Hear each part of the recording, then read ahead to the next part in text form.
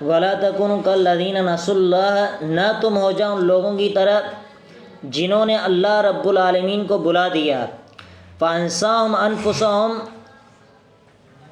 اللہ نے ان کو بلا دیا ان کے نفسوں کو، یعنی جو اللہ رب العالمین کو بلا دیتے ہیں تو اللہ رب العالمین ان کو ان کے نفسوں کے خلاف کر دیتے ہیں، وہ آخرت سے ہی غافل ہو جاتے ہیں۔ دنیا کے اندر بھی وہ زندگی بسر کرتے ہیں لیکن ان کو پتہ نہیں ہوتا کہ ہمیں زندگی کس طرح گزارنی ہے۔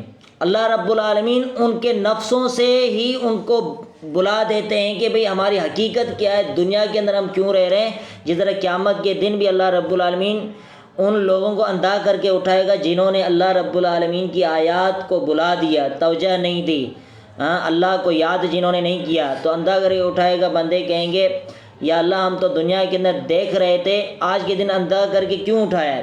تو اللہ رب العالمین کیا کہے گا، جس طرح دنیا کے اندر تم اندھے رہے، آج کے دن بھی میں نے تمہیں اندھا کر کے اٹھایا ہے۔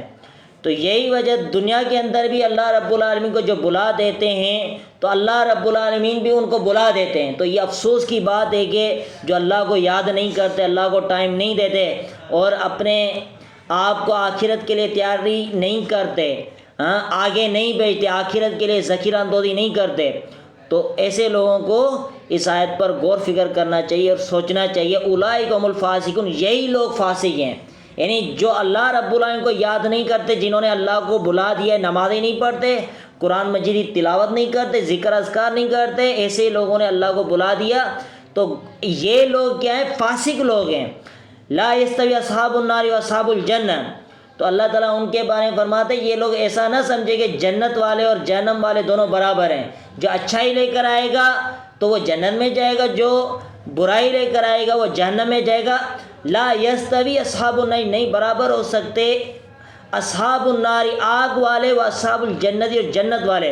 اصحاب الجنت هم الفائزون، اور جنت والے ہی وہ کامیاب ہونے والے ہیں، کیونکہ وہاں پہ ہر قسم کی نعمتیں ہوں گی، حوریں ہوں گی اور بچے ہوں گے، خدمت والے، پھل ہوں گے، ہر خواہش انسان کی وہاں پہ پوری کی جائے گی۔ اور جہنم میں کیا ہوگا؟ کیا جہنم کے اندر عذاب ہوگا، جلنے والا کھولتا ہوا پانی ہوگا، درخت ہوگا تھور کا جو کھائے گا انسان کی آنتڑیاں جل سڑ جائیں گی۔ لو انزلنا ھذا القرآن، اگر ہم نازل کرتے اس قرآن کو علی جبل، پہاڑ پر، لرأیتہ، یقیناً آپ دیکھتے اس کو خاشن، پست ہونے والا، خاش یعنی پستی ہونے والا، جھکنے والا، متصدیان، ٹکڑے ٹکڑے ہو جانے والا، من خشیت اللہ، اللہ تعالیٰ کے خوف سے۔ یعنی قرآن مجید کے اندر اتنی پاور اور طاقت ہے، اس کو اگر ہم قرآن مجید کو پہاڑ پر نازل ہو کرتے تو پہاڑ ریزہ ریزہ ہو جاتا، ٹکڑے ٹکڑے ہو جاتا۔ لیکن یہ انسان ہے کہ جس پر قرآن مجید پڑھا جاتا ہے اس کے اوپر کوئی اثر نہیں ہوتا، تو اللہ تعالیٰ فرماتے کہ تو پہاڑوں سے بھی تم زیادہ کوئی سخت ہو گیا؟ پہاڑ تو ریزہ ریزہ ہو جائے گا اللہ تعالیٰ کے ذکر سے۔ اللہ تعالیٰ کا قرآن مجید اگر نازل کر دیا جائے تو وہ ریزہ ریزہ ہو جائے، اتنی پاور ہے، طاقت ہے۔ پتھر بھی جو ہیں ان کی بھی قسمیں اللہ تعالیٰ نے بیان کی، کچھ پتھر ایسے ہیں جو پہاڑوں سے گر جاتے ہیں، کچھ سے پانی نکل آتا ہے، لیکن لوگوں کی دلیں پہاڑوں سے بھی زیادہ سخت ہو گئی ہیں اور پتھروں سے بھی زیادہ سخت ہو گئی ہیں، جن کی دلوں پر قرآن مجید کا اثر نہیں ہوتا۔ اللہ کے رسول صلی اللہ علیہ وسلم کے دور کے اندر وہ قرآن مجید کا اثر منافقین پر نہیں ہوتا تھا اور کافروں پر نہیں ہوتا تھا، بہت سے کافر بھی وہ بھی مسلمان ہو گئے تھے جن کی دلوں پر اثر ہو رہا تھا۔ لیکن افسوس آج کے مسلمان جو ہے ہر جمعے والے دن خطبہ سنتے ہیں لیکن پھر بھی کوئی اثر نہیں ہوتا، اپنی زندگی کو تبدیل نہیں کرتے۔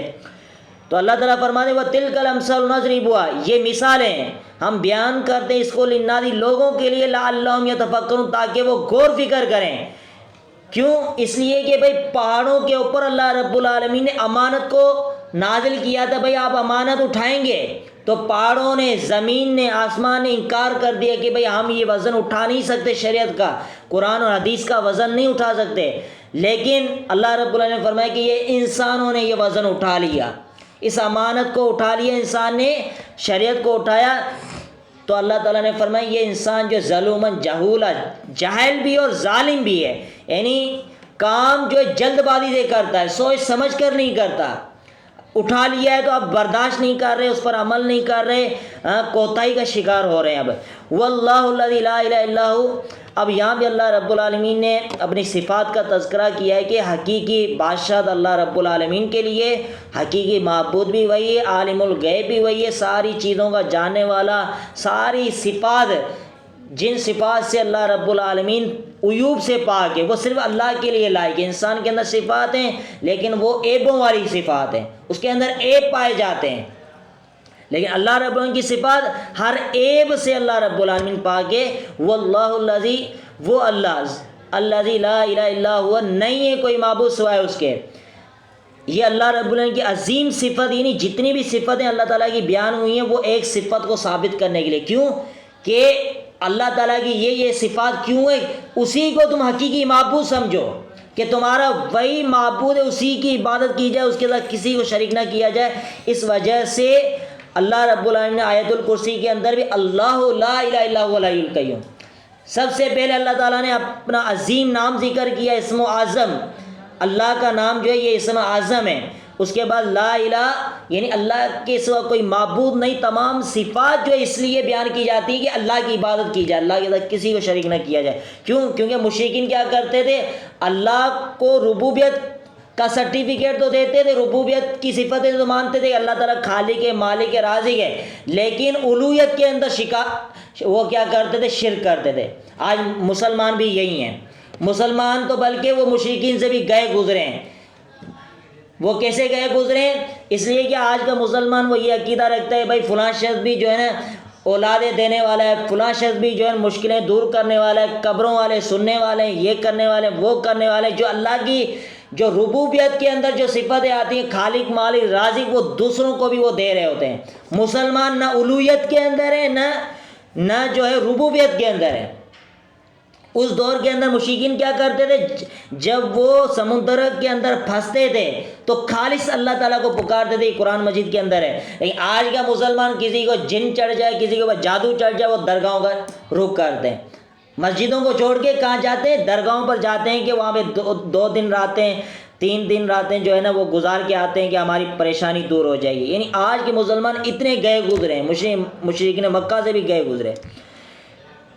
عالم الغیبی، وہ غیبوں کا جاننے والا ہے، یعنی غیب کے جاننے والی ذات صرف اللہ رب العالمین کی ہے اور کوئی ذات نہیں ہے۔ جو کہتے ہیں اللہ کے رسول صلی اللہ علیہ وسلم بھی غیب جانتے ہیں، پھر اللہ رب العالمین کی صفت تم نے کیا کر دی، مخلوق کے اندر داخل کر دی ہے۔ غیب کی جاننے والی ذات صرف اللہ رب العالمین کی، وشہادتی، اور جو حاضر چیزیں ہیں اس کا جاننے والا، حاضر اور غیب کا جاننے والا صرف اللہ رب العالمین کی ذات ہے۔ اللہ کے رسول صلی اللہ علیہ وسلم حاضر ناظر نہیں ہے، اللہ کے رسول صلی اللہ علیہ وسلم کو وہی چیز پتہ ہے جو اللہ کے رسول صلی اللہ علیہ وسلم کے سامنے تھی۔ اب اللہ کے رسول صلی اللہ علیہ وسلم قبر مبارک کے اندر ہیں، اللہ کے رسول صلی اللہ علیہ وسلم کو یہ پتہ نہیں ہے کہ ہم کیا کر رہے ہیں، یہ صرف اللہ رب العالمین کی صفات ہے، لیکن اللہ کی صفات وہ کیا کر دی ہے لوگوں نے، مخلوق کے اندر شامل کر دی۔ بھائی عبد القادر یا جیلانی بھی حاضر ناظر ہے، سارے حاضر ناظر ہیں، پھر وہ تم ان کو خدا مان لو، پھر اللہ رب العالمین کو تو تم نے پیٹھ پیچھے پھینک دیا ہے، نعوذ باللہ۔ یعنی اللہ کی جو صفات تھیں، اللہ کو تم نے کوئی حیثیت ہی نہیں دی۔ وہ الرحمن الرحیم، وہی رحمان ہے، سب سے زیادہ مہربانی کرنے والا، نہایت رحم کرنے والی ذات وہ صرف رحمان ہے، رحیم، بہت نہایت رحم کرنے والی ذات ہے۔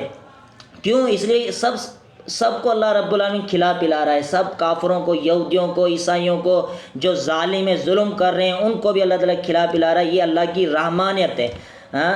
وہ اللہ الذی لا الہ الا هو، وہ اللہ الذی لا الہ، اس کے سوا کوئی معبود نہیں مگر وہی، الملک القدوس، وہ بادشاہ ہے، حقیقی بادشاہ بھی وہی ہے۔ باقی دنیا کے جتنے بادشاہ ہیں وہ حقیقی بادشاہ نہیں، القدوس، نہایت ہی پاکیزہ، سارے کے ساری مخلوق وہ کوئی بھی پاکیزہ نہیں ہے مکمل طور پہ، لیکن اللہ رب العالمین مکمل طور پہ پاکیزہ ہے۔ السلام، مکمل سلامتی والا خود بھی ہے اور سلامتی دینے والا بھی ہے۔ المؤمن، جو حفاظت کرنے والا، مؤمن مطلب یہ کہ امن دینے والا، خود بھی امن دینے والی ذات ہے، دوسروں کو بھی امن دینے والا ہے۔ المہیمن، نگہبانی کرنے والا، حفاظت کرنے والا۔ العزیز، سب پر غالب، سب پر حکم چلانے والا، اپنی منمانی منوانے والا، وہ اللہ رب العالمین کی ذات ہے۔ الجبار، زبردست، طاقتور۔